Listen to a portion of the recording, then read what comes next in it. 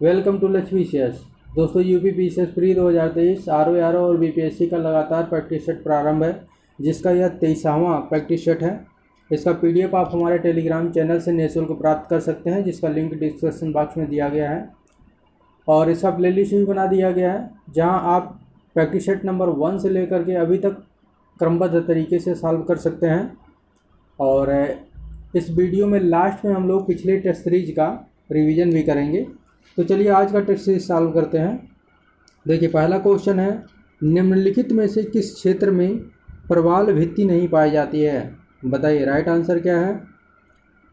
तो आपका right answer हो जाएगा ए कैम्बे। बाकी सभी मन्नार की खाड़ी, कच्छ की खाड़ी और लक्षद्वीप, मिनिकॉय द्वीप, यहाँ पर जो है प्रवाल भित्तियाँ पाई जाती हैं।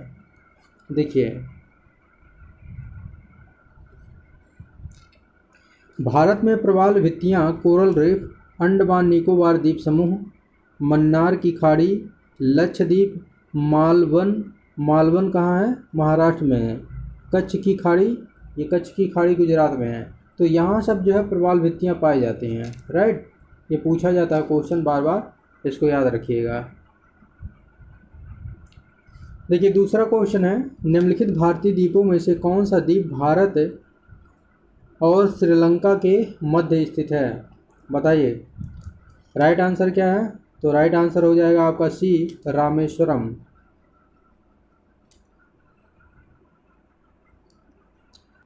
देखिए, तीसरा क्वेश्चन है, भारत का सर्वाधिक आबादी वाला द्वीप है। बताइए भारत का सर्वाधिक आबादी वाला द्वीप कौन सा है? तो आपका राइट आंसर क्या हो जाएगा? राइट आंसर है डी सॉल्सेट। देखिए, सॉल्सेट द्वीप जो है इसी पर मुंबई स्थित है, और मुंबई की आबादी जो है शहरों में देखा जाए तो सर्वाधिक है। तो भारत का सर्वाधिक आबादी वाला द्वीप सॉल्सेट द्वीप है, जिस पर मुंबई स्थित है। चौथा क्वेश्चन है, कोरी क्रीक जिसे निवेशिका भी कहते हैं स्थित है। बताइए कोरी क्रीक कहाँ पर स्थित है? तो आपका राइट आंसर हो जाएगा डी कच्छ केरन में। देखिए, ये वाला जो है गुजरात का, ये इस तरह से जो है एरिया है। आप देखे होंगे गुजरात को ध्यान से, इस तरह से गुजरात का ये एरिया है। तो यहाँ से ऐसे इधर जो है पाकिस्तान है। तो ये वाला जो एरिया है यहाँ पर ये वाला जो है सर क्रीक है, और ये वाला एरिया जो है कोरी क्रीक है, और ये जो है ये कच्छ का रन है। राइट, तो इस तरह से इसको याद रखिएगा।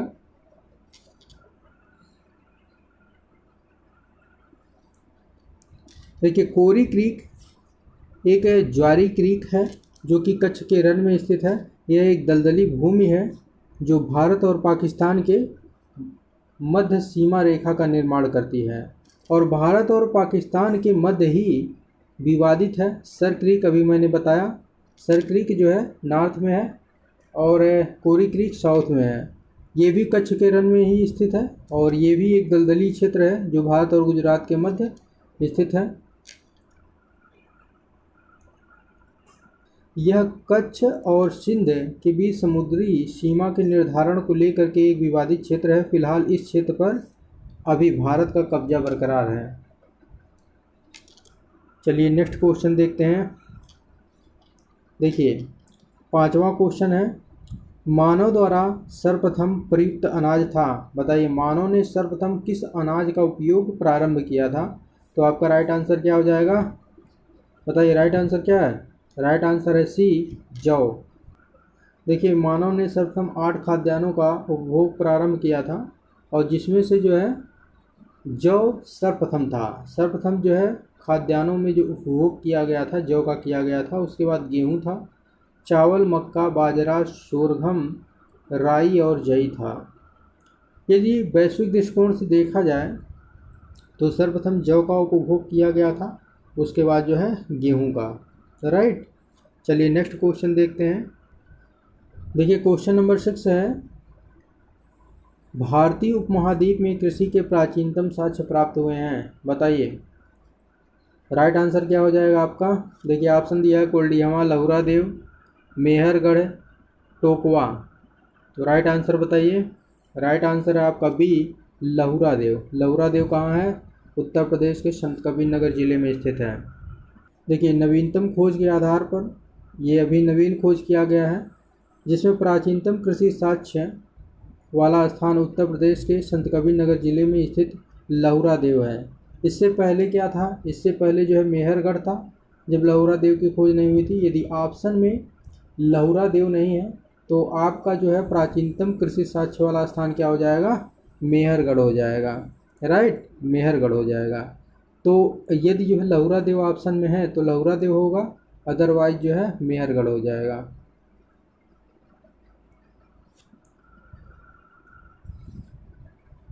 और यदि जो है प्राचीनतम चावल के साक्ष्य वाले स्थान की बात करें तो कोल्डियामा है, जो कि इलाहाबाद ज़िले में स्थित है। तो यदि आपसे पूछे कि प्राचीनतम चावल के साक्ष्य कहाँ से प्राप्त हुए थे तो आपका आंसर क्या हो जाएगा? कोल्डियामा हो जाएगा। राइट, चलिए नेक्स्ट क्वेश्चन देखते हैं।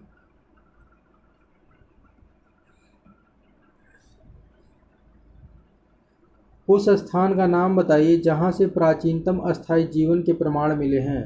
बताइए राइट आंसर क्या है? तो आपका राइट आंसर हो जाएगा डी, मेहरगढ़।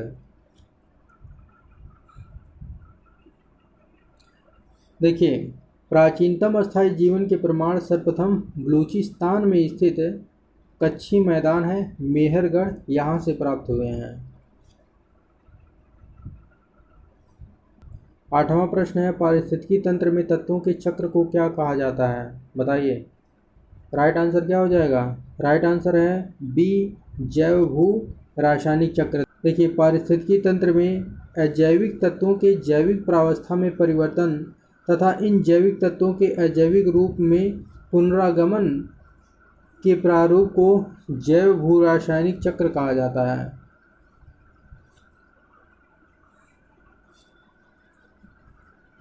देखिए, 9वां प्रश्न है, पारिस्थितिकी संक्रमण अवधारणा का सर्वप्रथम प्रयोग किया गया था। बताइए किसके द्वारा पारिस्थितिकी संक्रमण की अवधारणा का सर्वप्रथम प्रयोग किया गया था? तो आपका राइट आंसर क्या हो जाएगा? बी, बेनेट के द्वारा। देखिए, पारिस्थितिकी संक्रमण अवधारणा का सर्वप्रथम प्रयोग जॉन डब्ल्यू बेनेट के द्वारा किया गया था और यह अवधारणा 1976 में प्रकाशित इनकी पुस्तक थी the ecological transition, culture anthropology and human adaptation. इसमें इसको प्रस्तुत किया गया था पारिस्थितिकी संक्रमण की अवधारणा को।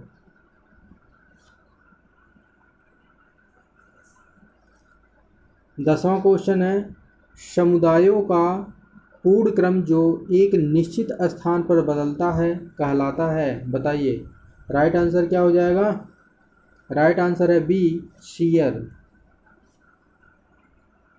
देखिए, समुदायों का पूर्ण क्रम जो क्रमशः एक निश्चित स्थान पर बदलता है उसे शीयर कहते हैं।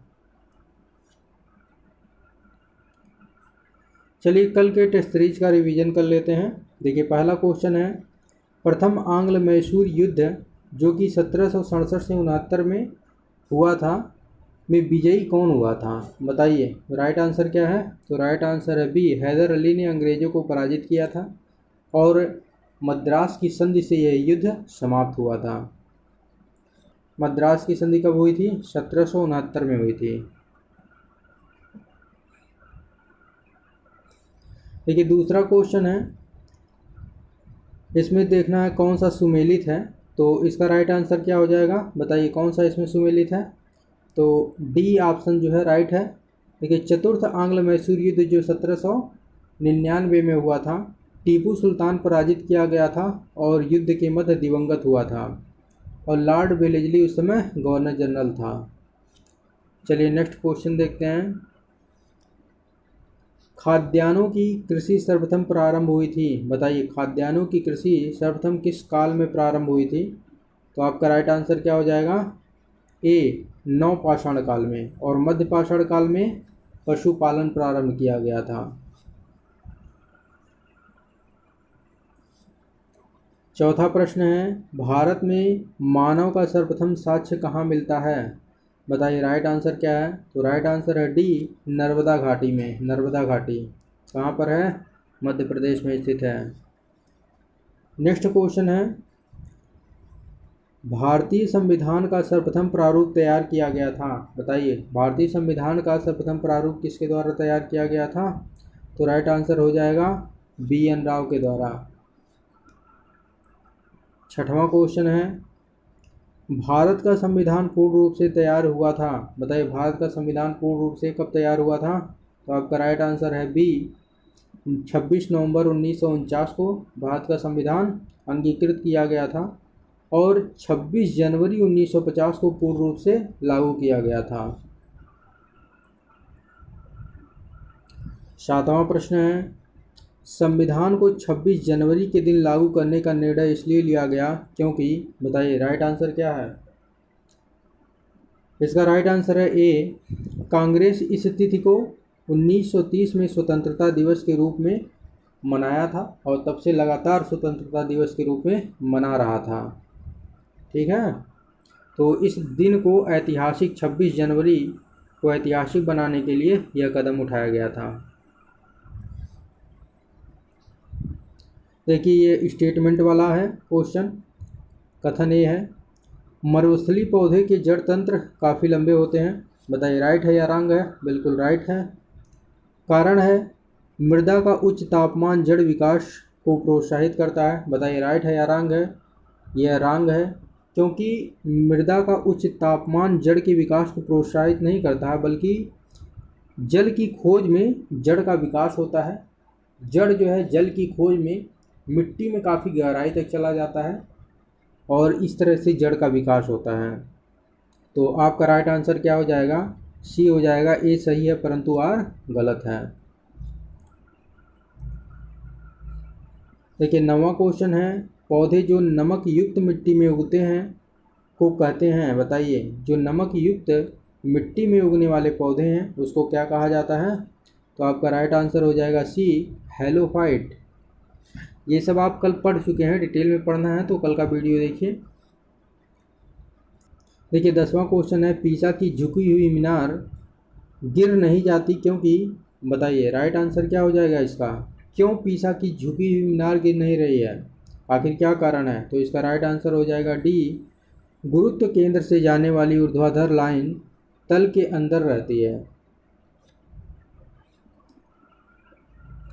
देखिए ये क्वेश्चन आप लोगों के लिए है, इसका आंसर आप लोगों को कमेंट बॉक्स में देना है। मिलते हैं नेक्स्ट वीडियो में, तब तक के लिए जय हिंद जय भारत।